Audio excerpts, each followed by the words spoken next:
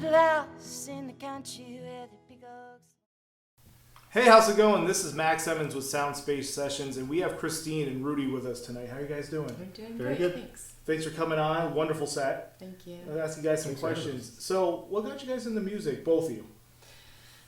Well, I think I'll answer first. So I'm going to say that I didn't start playing music out until much later in life because I was busy raising kids and taking care of my children, and so as they got older I was able to play out. But I guess to answer the question, I first got into music and wanting to play music when I was young and I was on Dead Tour. And everybody was playing in the parking lots, and it was just really fun. It was really exciting. So that made me want to play. Nice. Yep. And for you, Rudy? I'm trying to keep it brief, but growing up I had a much older brother and a much older sister. And in the house I grew up in, it was the 70s, so there's a lot of music, a lot of great music going on. And out of my brother's bedroom door I would always hear blaring like Deep Purple and Black Sabbath and Led Zeppelin and lots of heavy blues and just, loud heavy rock. And my sister's room was like James Taylor. Coming out of there, it was like James Taylor and Seals and Crofts and Elton John, Dan Fogelberg, all that kind of stuff. But it was all good music to me. Like I liked it all. Mm-hmm. I mean, obviously I was more into the heavy stuff, but I liked all the other stuff too. And just growing up, I just always wanted to play. I just always knew that I wanted to play. I didn't start till I was in my early teens, but nice. And just kind of got into it. It just kind of evolved on its own. It did, yeah. I just really liked music, and somewhere along the line I realized, I took lessons also, but somewhere along the line I realized that I could learn songs by ear. It was actually AC/DC High Voltage was the album. Wow. Of me dropping the needle in the living room of my parents' house, and I realized that I could learn songs by ear. Yeah. And I was pretty much hooked right there. That's a good one, though. Yeah, I feel like that's a thing that guys do, or maybe women do it too. But I feel like teenage boys, they'll sit. I think that's potentially not true. Maybe some girls and women do it too. But you'll just play and play and play till you get those leads down. And I never did that. I never learned leads, and I still don't really know them. And I was really much more drawn to lyrics and what people were doing lyrically. Like later on, after that Grateful Dead, sort of exposed to Grateful Dead land and hearing people just make music spontaneously, which was super cool. It was like people like Ani DeFranco, who was just, sort of writing from her heart and talking about a female experience, and you could just write songs like that. That was really exciting to me. And I think Rudy says he doesn't even listen to lyrics. Not that you don't listen to them, but it's not what draws you into a song, which is different than me. Yeah, well, sometimes, but yeah. Yeah, I mean, it wasn't really so much when I was learning. Wasn't so much the leads or everything. Well, what sparked me was the fact that I could pick up something by ear. Something like AC/DC stuff. It's like you can, it's simple enough stuff that you can sort of, once you know a few chords, you can learn stuff by ear, and that just sparked me. I just wanted to learn more. I wanted to be able to learn, just pick more stuff up by ear. It's a talent, really. What's that? It's a talent in itself to learn by ear and kind of have that. Instead of listening to sheet music, you're kind of just going through. Yeah, well, I did eventually study and go, music. Did end up getting a music degree. Whereabouts? Johnson State. Oh, there you go. Northern Vermont University. That's awesome.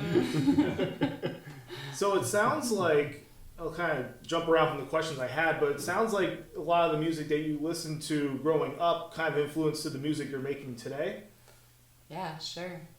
Yeah, definitely. Any specific sort of instances you have with a song or an album that maybe reflected kind of the sound that you guys have right now? Yeah, so I that's a tough question, and that's been bounced around Facebook lately. Your 10 most influential albums.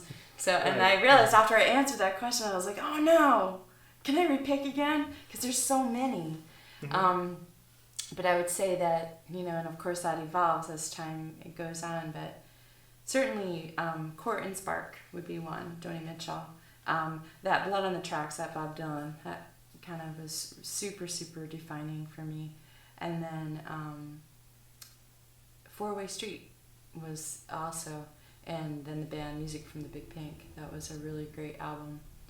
What do you think? What are yours? What was the question Ani, again? of course, Dilate. What So, are like to the music that original question. influence you like that? It kind of Yeah. translates to what you're doing What you're now doing with now. song making and. Yeah. Oh wow, yeah, that's kind of tough. But I've been influenced by tons of different music. But I guess as my sort of music career has evolved, I've just gravitated towards good songwriters, and sort of like, you know, I've always kind of worked. I've never had my own band. I've never been like a front guy, a lead singer guy. I've always sort of gravitated towards songwriters and being like a side, you know, a support person, sort of. Okay. And when I play with, you know, Christine, it's like I love the songs, and I love to try to just add, hopefully, appropriate accompaniment. Yeah. It's more than that, I would But say. yeah, but that's, you know, Rudy it writes probably a lot comes a of lot. music. It He comes a does. lot from probably the band. If I had to pick a band out of the air as like my main influence, probably would be the band. Okay. You know, I like all kinds of different crazy guitar music and all kinds of stuff, but like that was sort of the thing. Like the band and James Taylor were the two things that sort of derailed me from like studying jazz. Like I was studying jazz in school, and you know, what sort of like shifted me away from wanting to be a jazz musician was when I heard like music by the band, because to me that music has everything in it. It has like jazzy stuff in it, but there's great songwriting, there's great harmonies, there's the jazz element, there's rock and roll, you know, kind of like Brought a sense like contemporary to it. yeah. Yeah. And And James Taylor too, for his like, he just has such a great clean finger picking style and stuff. he really does. I love Yeah. his stuff. So I guess one thing I was researching that maybe I didn't know till tonight. How did you two meet? As far as like as a collaboration, and probably at many levels, I'm guessing. Yeah. We met at an open mic. We met at an open mic. Our friend Curtis, who plays music up north, he introduced us at an open mic, and we played a song together that Rudy, we still play together. Yeah. And, he doesn't always love to play it, but No, it's fine. it's It's a fine song. No, it's great. we still play it. But yeah, he was playing his mandolin, and I was like, oh my gosh, that guy, he can play.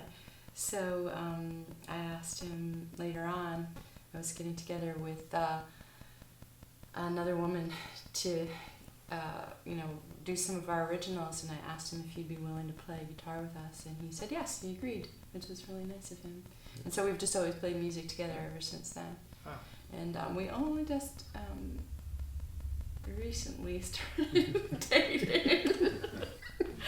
I like to talk very personally now. Go I don't think he asked about that. He did. Okay. He did. There was an early assumption there was collaboration. It's been more recent. Okay. So, Well, yeah. congrats. Yeah. Oh, thanks. Of course. Not a year. So, that's awesome. I was gonna say, maybe for both of you as well. Like, where did you grow up? Where was like home for you? And like, as far as like where you grew up, what made that influence the songs you had in your current music? Well, you can answer that because we grew up in the same place. We grew up in we grew up in New Jersey, different parts We of didn't know New each Jersey. other, We didn't know but- each other Okay. down there. But Yeah. Wow, awesome. We're both from Jersey. Yeah. Well, for me, I think I don't know if this really addresses your question, but growing up down there was always an enormous amount of music we could Yeah, go see, totally. and tons. even like all through my high school years. Yeah. Like you when could- you're a kid, you can access a ton of Yeah, music you down could there. take It's trains so and close buses to into the city or all Yeah. over New Jersey. Like it's so densely populated that you can see just about anything you want every week. Right. So different from here. Yeah. It was. So we just. Yeah, it was good. Yeah. Like we go see, I don't know, you can go see the Grateful Dead, or you can go see Robert Plant one weekend, and then we go see like the fragmented members of the Allman Brothers when the Allman Brothers weren't really together, or or just all you just go see. If you go to an arena show, you go to a stadium show, you go to a club show. Wow. Yeah. We go to the It's Court true. Tavern in New Mhm. Brunswick. I don't know if you ever went there, but that was a great Which great one? music place, the Court Tavern in New Brunswick. No. Yeah. And it sounds like when I was listening to the session, Wooden Roller Coaster kind of influenced maybe from New Jersey somewhat. Oh well, just because I grew up in like Paccon, New Jersey, and there was this a really old amusement park, and actually a Woody Allen film was made there. Oh wow. Yeah, because the film was it took place in the 1940s, and so it's this really old amusement park that was not updated at all and was somewhat terrifying. It was also kind of like the home for a lot of drug dealers, and it was kind of sketchy. I don't know why our parents used to let us take boats and go there, because you could get a boat license when you're 13. So I used to get we'd have a boat license, you'd take the boat across, and we'd go there, and it was totally dangerous. And they had still an old wooden track roller coaster with like no safety bars, no nothing. There were like low-lying tree limbs hanging down. Wow. And my little brother, he was so tiny and skinny, and I can remember like holding him down. He was like flying out. So yeah, when I wrote that song, I was thinking like, what's a wobbly, unstable thing? So it's, many levels. Yes. That's so cool. And so from New Jersey being the roots, what brought both of you up to Vermont, or when did that timeline happen in your lives? So my brother moved. I have an older brother. He moved to Vermont in the late 70s. We used to do the ski vacations in Pennsylvania, and then eventually my family took a ski vacation in Vermont. Mm-hmm. So my brother enjoyed it, moved up here in the late 70s, and my parents, they just got sick of living in New Jersey, and they moved up in 1986, which was the year I graduated high school. And I was kind of, wasn't the greatest student, and I was kind of floundering my senior year. Basically just kind of lost. I didn't really have anything going on down there. But my parents moved to Vermont, left me down there, and I lived with my aunt and uncle for a few months, and then right out of high school I moved to Vermont, and I just never left. Oh. I mean, I looked forward to it. I mean, when I was excited to move to Vermont. Right. I didn't have anything else going on in my life, so I was excited for something new, and I had been here already. I liked it. That's awesome. Just ended up staying. Yeah, that's great. And for you, Christine? I came up, I finished graduate school. I went to midwifery school and got a graduate degree in nursing in New York City. And I knew I wasn't going to stay in New York City. Mm-hmm. So it had to do with skiing and being close to the mountains. So I was either going to go out west or up here, and work came up here. So and then had 3 kids and raised them all here. So nice. yeah. Now, do you still do nursing or the medical field to this day? Yeah. So I'm still a midwife, and I also later on went back to school for more training as a nurse practitioner. Okay. Wow. And so I work as a nurse practitioner here in Rutland County for Community Health Center of the Rutland region. Okay. And I have been, I work in acute care and emergency care for the Castleton Health Center, and we're still doing it even through this whole pandemic. Well, thank you for what you're doing. Oh, by the way. thanks. Thank you. But so yeah, it kind of ties in actually to maybe a music question, but also maybe personally with your job, with everything going on with COVID-19. And you can answer this too, Rudy. What have you been doing? Maybe interact with fans, but how's that juggling with your personal life and professional life? Yeah. Well, it's kind of huge. I mean, for me, in a way, my experience may be really different than others because I've been continuing to work, and there's been stressors around that just because of the nature of my job and the exposure from my job. But that piece hasn't really changed. Music completely shut down, and it has for everybody. Other than being able to do these, types of events where we're streaming or we're not, we're not live. Mm-hmm. And for me, my life was so busy before all of this that it was a welcome change. I needed a break, and so this has let me slow down some, and I think it's helped me to redefine. I've been able to write more. I've been able to just focus more on playing music. We play music at home quite a bit. So for me, it's been okay for this short term. I know that's not the case for everyone. Right. Yeah. And for Rudy, he has some other responsibilities because he has a 6-year-old daughter he's homeschooling. Wow. Yeah, that's definitely a challenge as well. Yeah. It's a lot of the same things Christine said about the music basically shutting down, and we weren't doing, a lot of people just jumped right into doing lots of streaming and lots of anything they possibly could, and I just didn't really dive into that. Mm-hmm. We just, we started doing some streaming. We did one last week. We're doing this thing here, and we're doing another one next week. So it's good. But I just feel like it's just so much better to play in front of people live. Like, Yeah. Yeah. and I mean, I commend everybody out there who's plugging away at the streaming and giving it their all. And we've done some, and we're gonna do more. And it is enjoyable. It's fun. It's yeah. fun. It's enjoyable. Yeah. But we did this funny gig just playing out on a deck Yeah. of a restaurant, far away from people. Yeah. As the Yeah. people come and go get their takeout food, we're playing in the deck. When the weather was good, we just go out and play on the deck. That's really cool. It is cool, and Yeah. I think, and people, the feedback. I mean, of course, it's our community, it's our friends. So we're seeing people that we know, and particularly Rudy, because it's up Smugs where he lives. Okay. And but I think it means a lot because so many people have said, "Oh my God, I just can't. I need to hear live music, and I'm so glad you're here doing this." And it's totally safe because we're up and far away from everybody, and there's fencing and stuff. So I feel like those kind of opportunities are going to open up more as the summertime, evolves and some things shift for people, and that's been fun for us. That's awesome. But I think, people are different too with how they're creative, how they're creative with their music. So for me,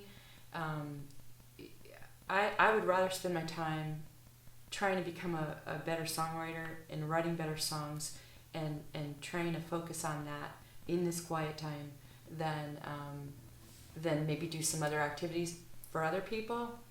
They're down with making videos, and that's their thing. That's how they're creative, and everybody's just different. And that's there's those kind of opportunities that will avail themselves when the time opens. Right. I think the main thing is just to be comfortable with what you're doing. If it feels right to, hey, I want to spend some time for myself, then definitely do that. Totally. Yeah. Yeah, as things came to sort of a grinding halt, it took a little while to realize it, but it was a welcome break. I mean, between working a lot, and sometimes you work away, and then you playing 3 or 4 or 5 gigs in a week, and it's then nonstop. You get into this grind where you're just working and playing and playing, and we both have kids, so it's like wow. it is busy. So when it kind of came down to when they closed the school and it became the homeschooling situation, it was like, okay, now we're doing this now, and having the time off. Has been, hasn't been that terrible, and it's been nice to sort of reflect about or sort of think about how moving forward, what it's going to be like moving forward. And it's again, I don't so much want to go back to that really hectic schedule. Grind. I'm not so sure I want to go back. Like gigging 2 and 3 nights a week, and then working full time, and I have 2 jobs, and I have 3 children, and Rudy has a daughter. I mean, you're gonna get burned out both ends. Totally. You don't even realize that you're getting burnt out. You're just kind of plugging away, and it's like all of a sudden you're like, ooh, wow, I don't have anything to do today. Or I'm not falling asleep in the middle of the day. Wow, how about that? It's great. But I think everyone's experience in that is different, and I think certainly for some people, it's been really, really challenging. Financially it's challenging. There are all those pieces that are true. For sure. Yeah. One thing I was noticing when I researched, you guys had an album that went out last summer, I think? Yeah, we've had 2. 2, okay, awesome. There's Crickets, Coyotes, and the Big Yellow Moon. That was 2015. Okay, I saw that. Yep, and then there was one last summer that's called I Like You.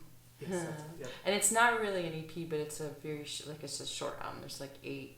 I think there's 8 tracks on it. Yeah. When you do a project like that, right, especially with multiple songs, what is did you have kind of a game plan going in, or did you just kind of let things naturally happen? I let things naturally happen. I generally have a theme that I want to, use for, that's not actually true for the first recording. I didn't have a theme. I had a ton of songs from many years of songwriting, and then I just came in, and Colin McCaffrey's my producer that I've used, and he's very astute, he's very professional, and he has an ear, and he'll say yes, no, maybe so, he sort of cut things. And then for this last one, he said, you just do it, you do what you want. And I had a theme that I wanted to pursue, and I think I have another group of songs that I would like to record, and the theme it's not a secret. I'll say it now. The theme for my next recording is truth, because I feel like that's this huge topic and it really lends itself to all kinds of writing. Mm-hmm. As I think around this time, and like this day and age now, it can really incorporate well too. Yeah. Did you have any involvement, Rudy, in any of the projects? I did. Oh, yeah, awesome. I played yeah. quite a bit on both of them. Yeah. I played some bass, and some guitar, and some mandolin. Yeah. Rudy, he's really humble, so he's going to minimize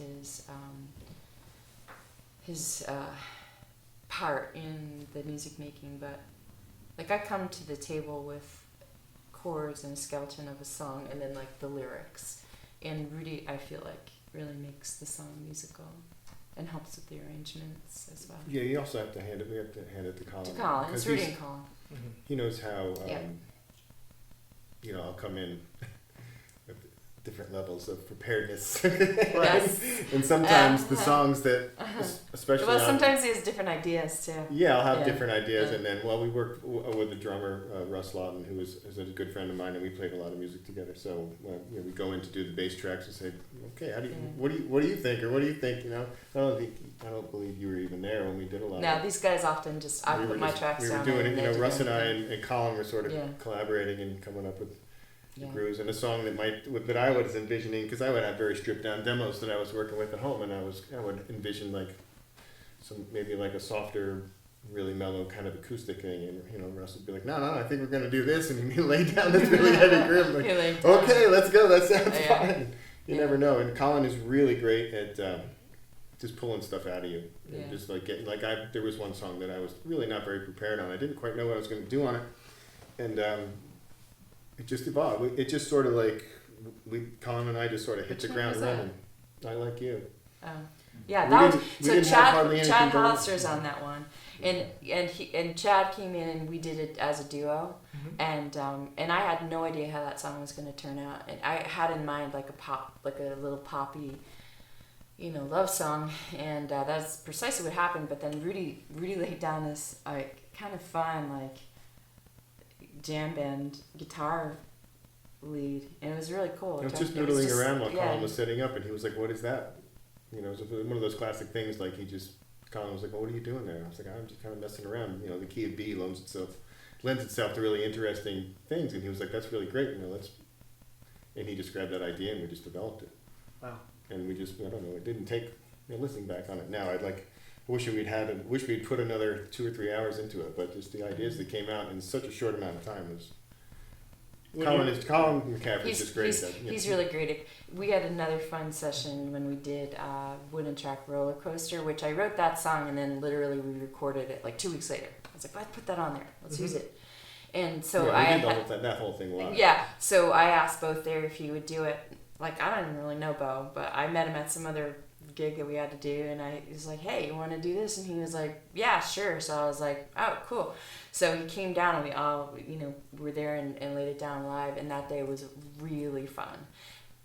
Yeah, it was really fun, and again, just the ideas were flowing, and people were, making it happen. It was really good. Yeah, I think there's just a little harmony overdub on there, and maybe an extra solo or something. Yeah, no, Pretty much live. not much. It was pretty much live. Yeah, Wow. and it was just a fun day. It's great when it happens that way. Yeah.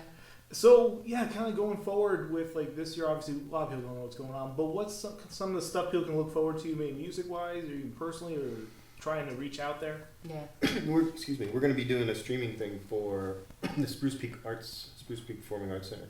Okay. Yeah, next week we have that I on believe. Friday.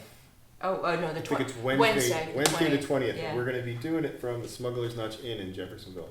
Okay. So Yeah. next Monday, I'm gonna bring the laptop and stuff down there, and we'll do a test stream with the folks from the art center. We'll try to get good sound or whatever. And yeah, they're putting it out there to folks to do streaming events. So That's nice when you can collaborate with another a place that normally does events, so there's some interest. yeah, they don't do a lot of events there, but it's a nice venue to do, and it's good to sort of incorporate a local restaurant business kind of into the thing too. Oh, no doubt, because they're definitely going through a struggle as well. Oh yeah. No, but it's good to learn about the streaming stuff, and because the first one we did went out went okay. Yeah. And, I had to like Yeah. watch the tutorial Mhm. about how to set up all the streaming thing and the parameters, and then watch the tutorial again. Yeah. And then have the It's a tutorial lot. on my phone while I'm on the laptop trying to get it all. It's like I'm pretty. Right. It's kind of technologically challenged a little bit, but it's getting better. Half the battle's trying, honestly. Yeah. And the other thing too is a lot of social media platforms are so different with their configuration. Yeah. So you have to know what Facebook does versus Right. YouTube, Right. Instagram. Yeah. Yeah. I mean, it's definitely a whole skill set unto itself, and that's what I'm sort of talking about too with the creative piece. There's only just so much energy to go around. Like you can, I think some people are really savvy at getting all those pieces together, and they're able to pull that off and make that happen. And I think most of us have things that we're better at and things that we're would rather not spend all our time. So I'd rather let someone else do that for me. Yeah, but it's less intimidating now. Yeah. I have the small interface, a couple decent microphones, and the laptop and the streaming software, and it's Yeah. it's not It's all right. it's kind of silly not to give it a shot at this point. So it's been That's great. Yeah. Yeah. So how can people find, if you want to find you online, Yeah. your music? Yeah, ChristineMalcom.com. Okay. It's easy enough. And there's calendar on there. There's some video footage, and I'm gonna start writing a blog because Nice. as you've noticed, I like to talk about all my personal things, and so I'm gonna write a blog because I've got a lot to say. Well, it creates a connection with fans and listeners, so it definitely helps. I'm sort of kidding about that, but I'm not really. Like I did. I'm gonna hold you to it now. I don't actually even know what a blog is, but it's just an online journal. I feel like I'm gonna write. I'm just gonna start writing on there because I have that thing there and it lets me do it. And I'm like, why not? Nobody's gonna read it probably anyways. And if they do, cool. Make some comments and we'll chat. But You'd be surprised. yeah, you never people know. get if you read someone's blog and it's interesting, you kind of like it draws you in. You think about I wonder what they. What they had for breakfast couple today. 3 days go by and like, wow, I wonder what they're, if you have time in your hands, you go, you read it, and it's interesting sometimes. I think with anything in the last 10, 15 years of social media has shown us that is that everyone can have a voice. And you'd Right. be amazed how Yeah. many people would actually want to listen. Yeah, it would be shocking. But anyway, Yeah. that's going to be on there. And then there's also, if anybody wants to hire us for gigs, there's contact information on there. So That's great. email and phone number. Okay, awesome. Well, Christine, Rudy, it was a pleasure. Yes. Thank you guys so Thank much. you. Pleasure Thanks was for ours. It was having great. us. Oh, anytime. And yeah, this is Sound Sessions, guys. If you want to check us out, we're on Facebook. Obviously, subscribe on Patreon as well. And we'll see you guys next week.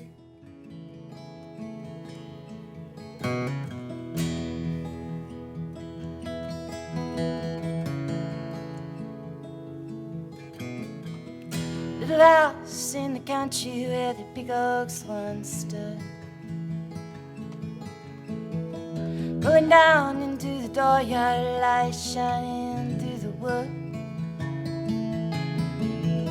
See there in the window, you're waiting in the room. Quiet night in the hillside, dusty crickets, coyotes and the big yellow